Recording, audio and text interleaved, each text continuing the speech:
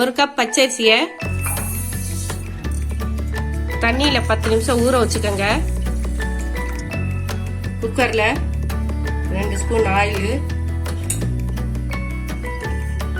2 spoon நெய் விட்டுக்கோங்க. சூடாகட்டும். சூடாயிடுச்சு. பட்டை, கிராம்பு, ஏலக்காய், பிரிஞ்சி இலை போட்டுக்கோங்க. 2 பெரிய வெங்காயம் ஸ்லைஸா நறுக்கி சேர்த்துக்கோங்க.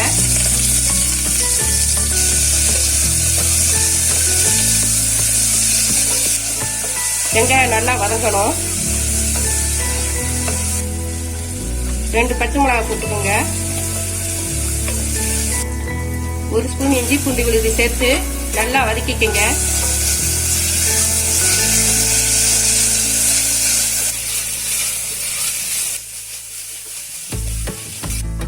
பச்சை வாசனை போயிடுச்சு.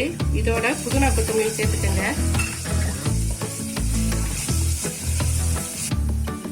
100 கிராம் மஷ்ரூம் கழுவி சேர்த்துக்கோங்க.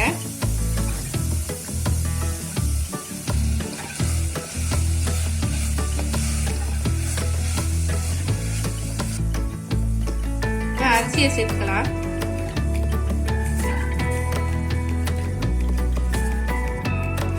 அரிசியை நல்லா வதக்கிக்கங்க. 1 கப் அரிசிக்கு 1 கப் தேங்காய் பால், 1/2 கப் தண்ணி சேர்த்துக்கங்க. தேவையான அளவு உப்பு போட்டுக்கங்க.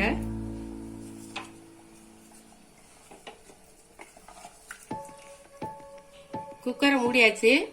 ஒரு விசில் விட்டு 5 நிமிஷம் சிம்மில் வச்சு அடுப்பை ஆஃப் பண்ணிக்கோங்க. அடுப்பை ஆஃப் பண்ணி 10 நிமிஷம் ஆயிடுச்சு. இப்போ ஓபன் பண்ணி பார்க்கலாம்.